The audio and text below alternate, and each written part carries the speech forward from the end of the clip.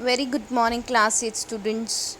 In my yesterday previous video I discussed about the part 2 of your chapter number 1 of history, which includes the about the James Mill, the book he wrote.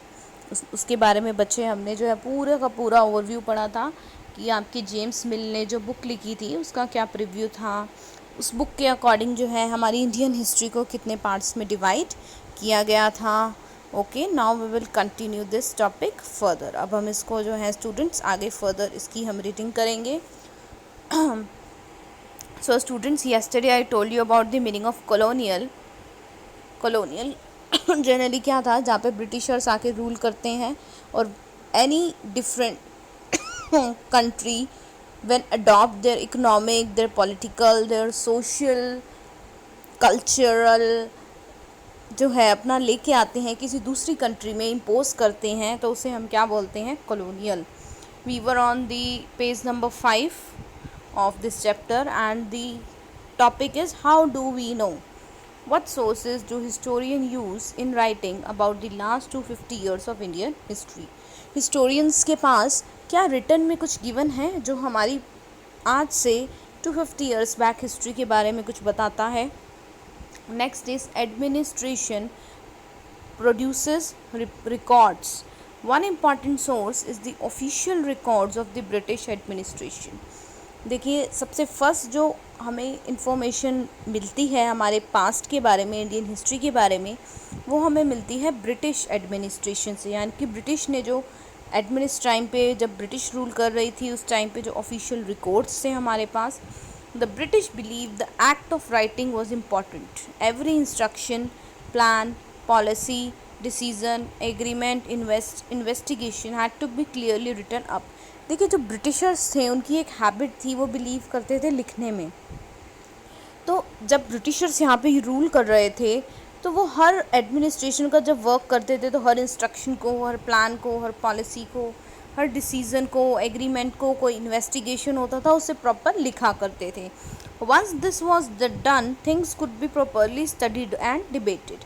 ये होने के बाद next step क्या होता था, वो clearly जो है उसको रिटर्न अप करते थे, प्रॉपरली उसको स्टडी करते थे और उस पर फिर डिबेट किया करते थे।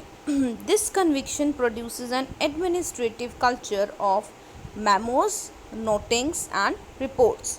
इसकी वजह से जो है एक कल्चर बन गया था इंडिया में कि मेमोज, नोटिंग्स और रिपोर्ट्स। मेमो नोटिंग्स क्या होते हैं, यानी कि जो भी इंफॉर्मेशन है उसको मेमो की फॉर्म में, एक शॉर्ट नोट की फॉर्म में या कोई नोट बना के या रिपोर्ट की फॉर्म में लिखा जाता था।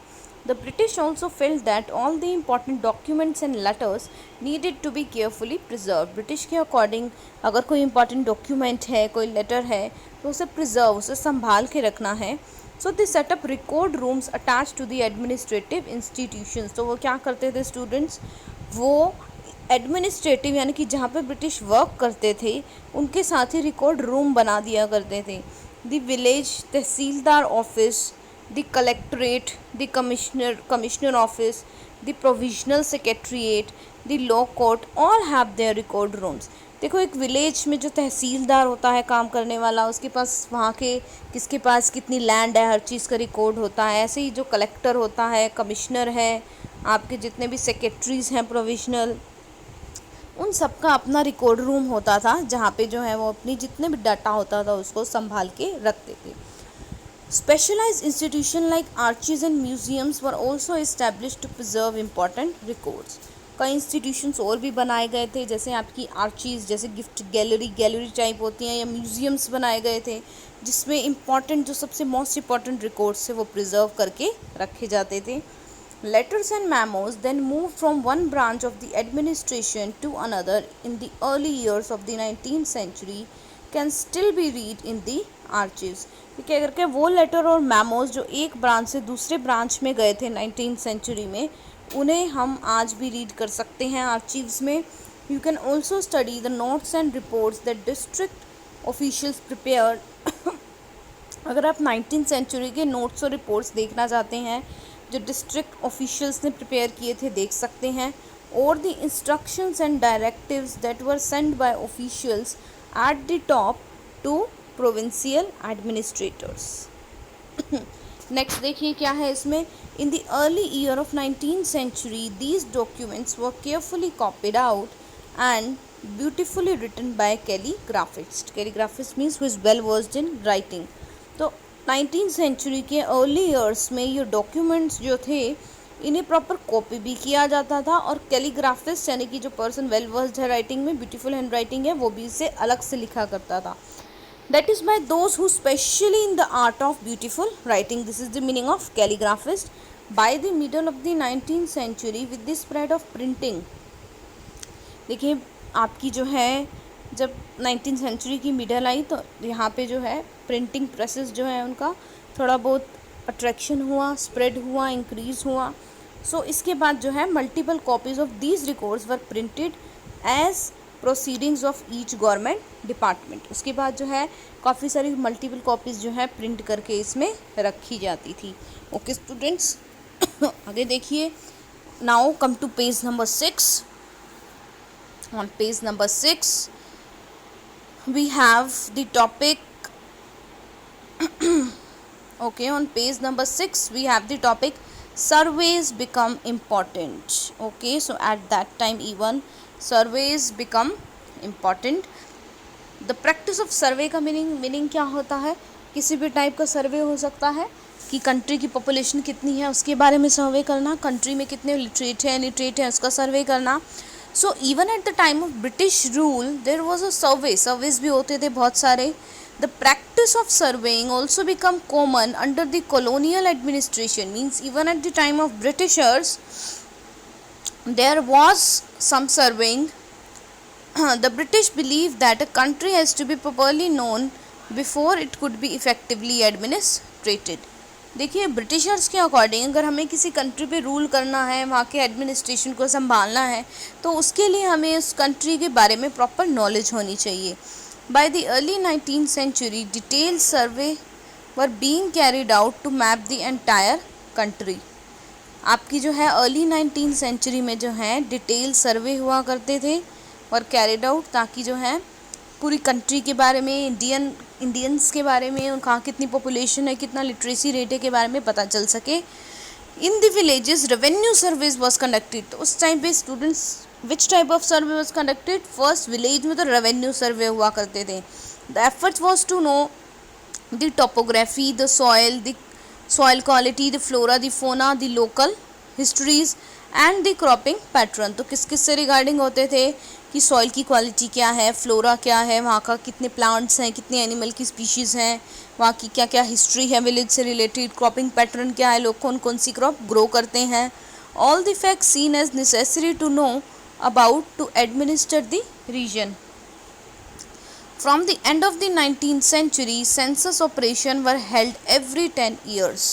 देखिए 19th सेंचुरी के एंड के बाद जब हमारी इंडियन गवर्नमेंट आई तो उसके बाद जो है आपका सेंसस जो है वो हर 10 ईयर में स्टार्ट हो गया। These prepare detail record of the number of people in all the provinces of India.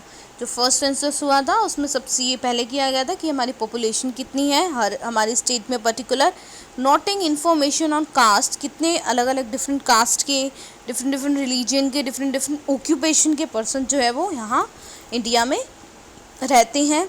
There were many other surveys, इसके अलावा भी बहुत सारे सर्वे हुए थे, जैसे बॉटनिकल सर्वे, प्लांट से related survey, zoological survey, animal से रिलेटेड सर्वे, आर्कियोलॉजिकल सर्वे हुए थे आपके कि यहाँ कौन कौन सी आर्कियोलॉजिकल साइट हैं, हिस्टोरियन साइट हैं, हिस्टोरिकल साइट्स, एंथ्रोपोलॉजिकल सर्वे हुए थे आपके, and forest survey. Next is what officials records do not tell. कौन सी ऐसी इंफॉर्मेशन है जो रिकॉर्ड्स में भी नहीं पता। From the vast corpus of records, we can get to know a lot, but we must remember that these are the official records. They tell us what the officials thought. ये official report है जो Britishers के time पे बनाई गई थी। ये हमें ये बताती है कि उस टाइम पे रहने वाले जो ऑफिशियल रूल कर रहे थे वो क्या सोचते थे। What they thought, yes, what they were interested in, what they wished to preserve for posterity.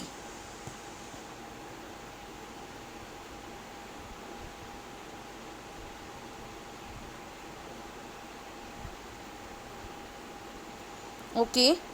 Next is what they were interested in, what they wished to preserve for posterity.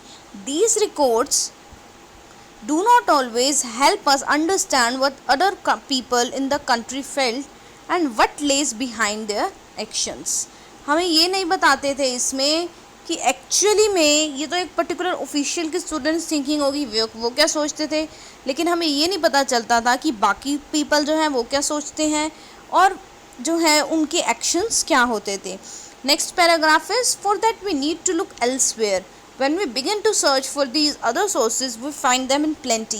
इसमें कह रखा है अगर हम अदर सोर्सेज की तरफ जाएंगे, दूसरी चीज़ों पे भी ध्यान देंगे तो हमारे पास बहुत सारी इन्फॉर्मेशन मिलेगी. Though they are more difficult to get than official records. देखिए ऑफिशियल रिकॉर्ड जो है वो आपको ईजिली आर्चिज़ में, म्यूज़ियम्स में अवेलेबल हो जाएंगे, लेकिन बाकी रिकॉर्ड्स जो है वो मिलना डिफरेंट है. वो कहाँ से मिलेंगी? लाइक जैसे किसी पीपल की जो है कोई डायरी है, कोई पिलग्रिम यहाँ पे आया था, उसने जो है कुछ स्टोरी की फॉर्म में लिख रखा है, कोई ट्रैवलर है या कोई इंपॉर्टेंट पर्सनालिटी ने अपनी ऑटोबायोग्राफी में लिख रखा है.